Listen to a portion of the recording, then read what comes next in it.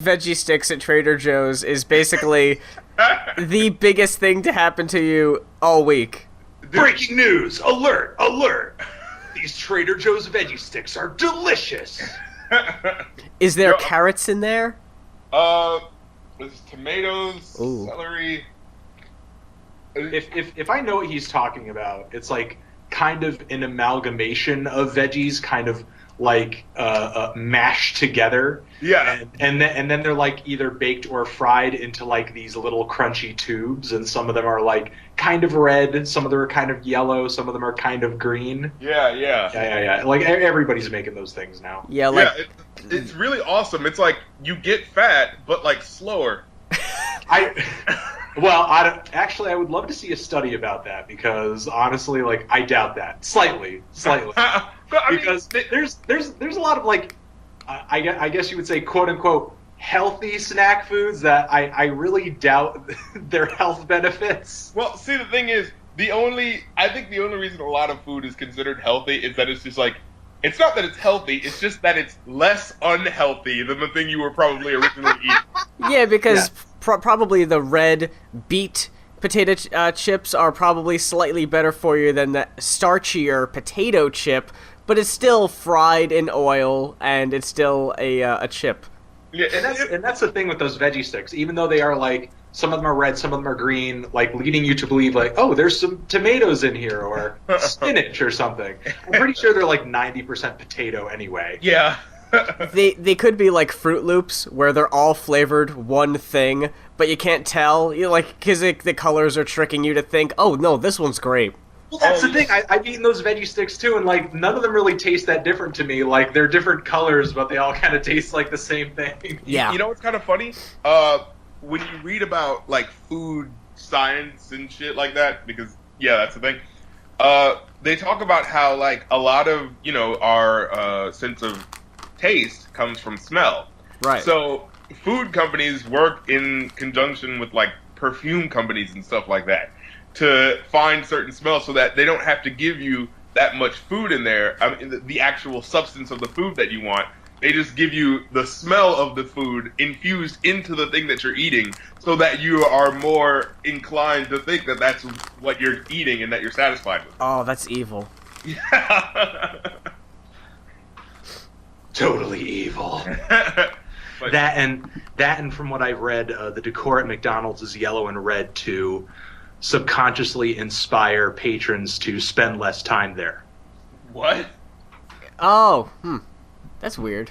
I'm telling you, man, food's sold out, yo.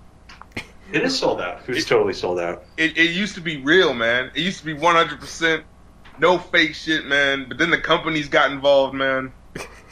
And they just wanted to mass produce it, Everyone's got their hands on the pot. Exactly. They wanted to water it down. They wanted to take out the flavor and then repackage and resell that original thing that we used to like, but at a quicker and with a more generalized taste to it. I'm using this as a metaphor for the music industry. Hey, well,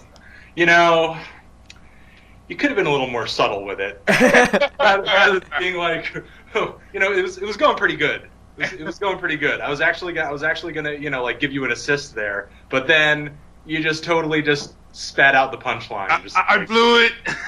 You blow it. Wow. That was really like some, I guess, some. I guess I'll just come out and say it. Some premature ejaculation. Yeah. Oh no, I have nowhere else to go. This is what I meant. Exactly. We could really played with that for a little bit, and then you just like, it actually means that. Yeah, we could have played with it, and like seen it, grow a little bit, and then, but then I just ruined it too soon by prematurely. I was gonna say that. You can't always just blame it on the companies, because people love the fake shit. People love the bullshit. That's true. That's true. Of course they want it faster, and they're only buying what these people are selling them. If they thought it was garbage, then they wouldn't be buying it. That's true. It's funny. Like, I think about because fast food is a very recent thing. It's like the 50s. You know what I mean? Sure. And so it's like, how are you getting food before then? Well, there were like diners and stuff like that, but most of the time people cooked at home. Yeah. You know? Family cooking. Yeah, you were a farmer or you were really rich and you could afford to like, get someone else. But other than that, it was like you ate your shit at home. That's just what kind of happened.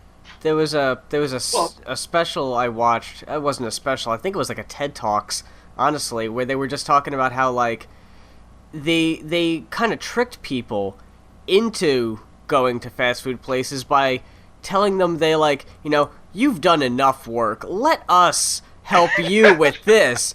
It's like, you work all day. You shouldn't have to cook. And I'm watching these old commercials on YouTube because that's what I do because I don't know exactly what. Those videos where it's like 10, 20 minutes of nothing but old commercials. You're talking about this is how they introduced fast food, or the idea, or yeah, this is how they sort of sold the idea of fast food to people. Yeah, like that was how they kind of sold it. And I'm looking at these old beer commercials, and they're always like, "Oh, this Bud's for you," or like, "You earned it." Where like it's all about like, stuff that's bad for you is always sold under the auspices of, this is bad for you, but you deserve it. You did a good job. Yeah. But, like it says that, but then you have people that do it all the time. And it's like, well, you didn't earn it now.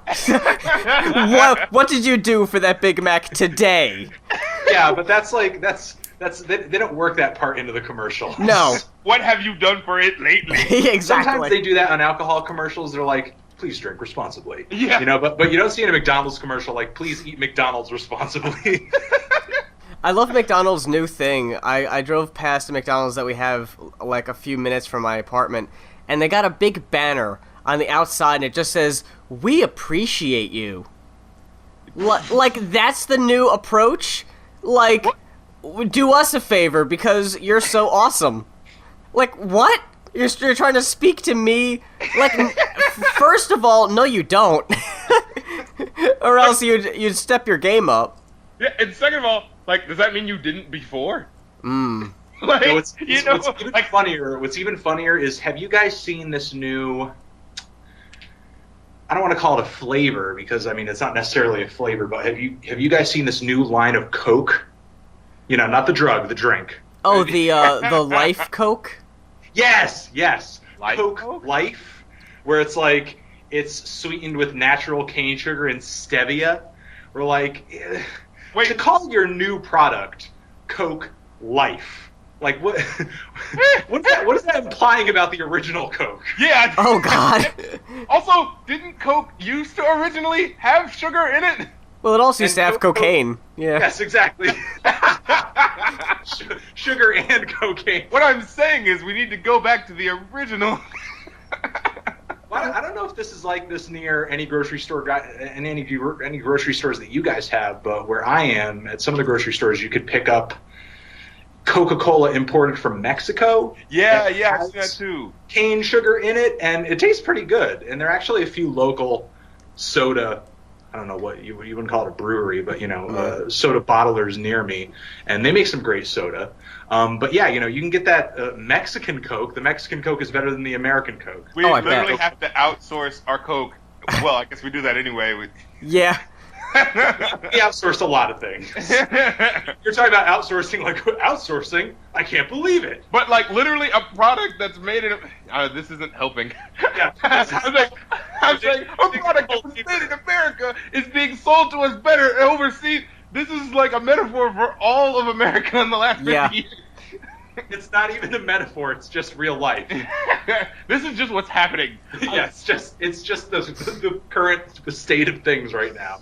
Just being metaphorical about it. But like what I don't get is like you so what you're saying is you make this product and then they're like, people in Mexico are like, no, we don't like that. And they're like, all right, fine, we'll give you the real stuff.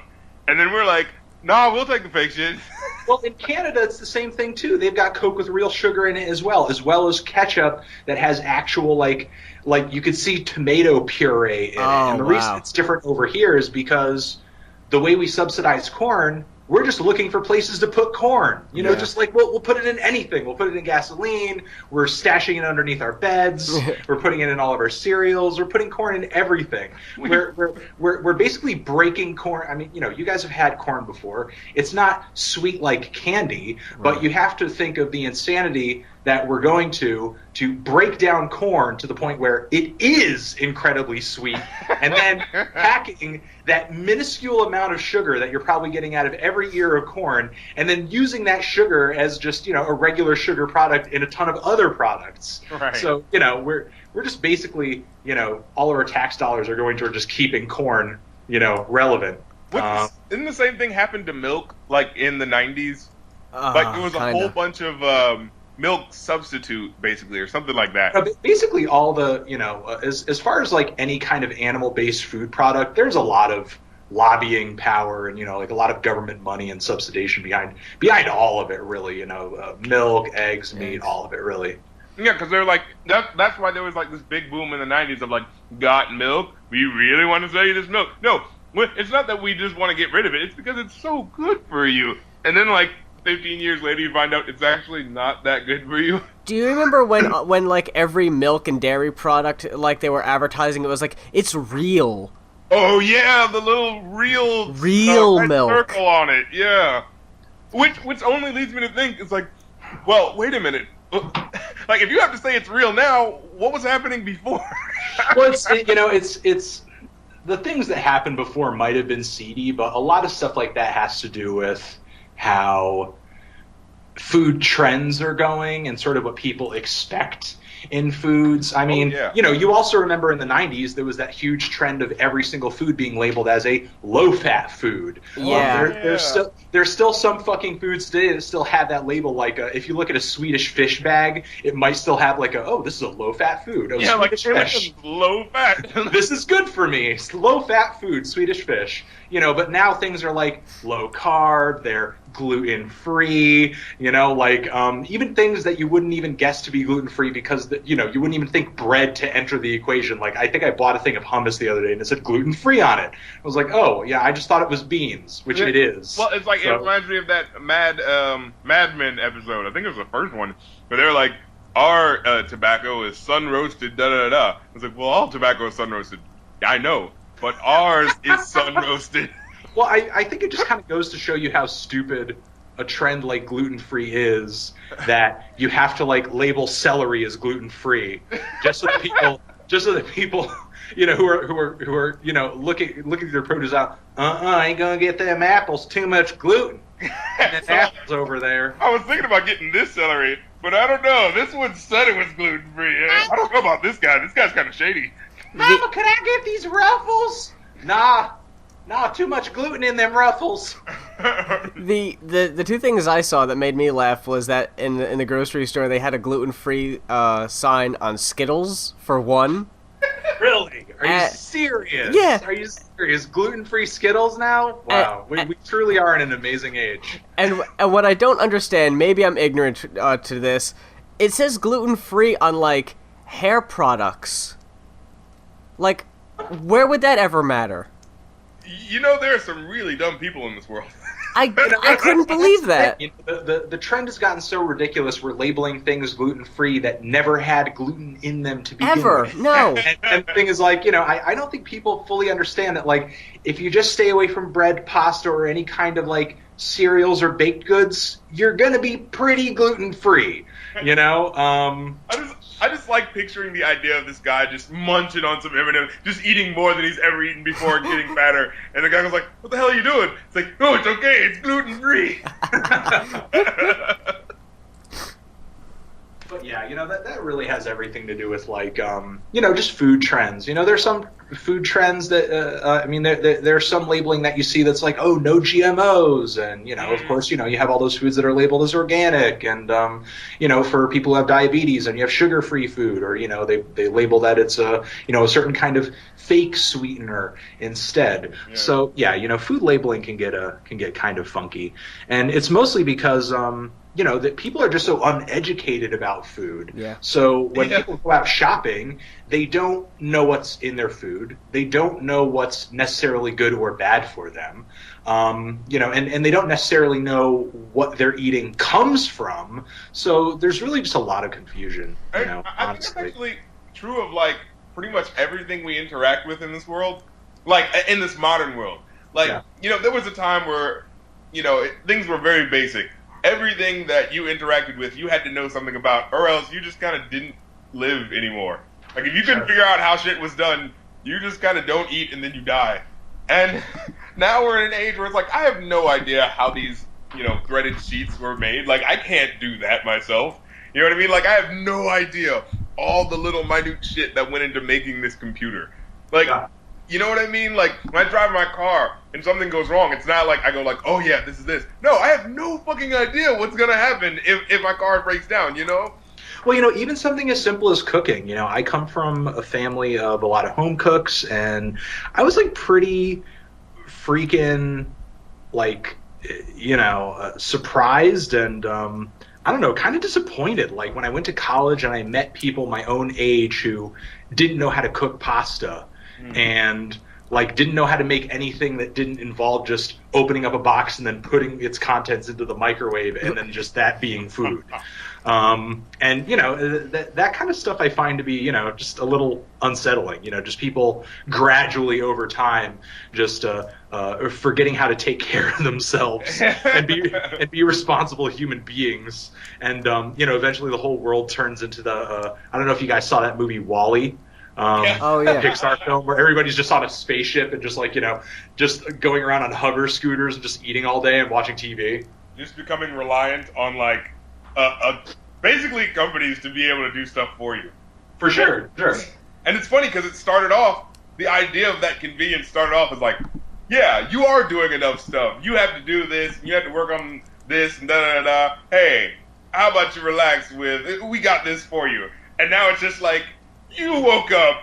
Come on, have a Coke. Like, oh, yeah. And the thing is, like, and I definitely don't advocate for things to go back to the way they were. It used to be that people used to have fucking they used to have to try to have 10 kids just so that 5 of them would live. Yeah. No.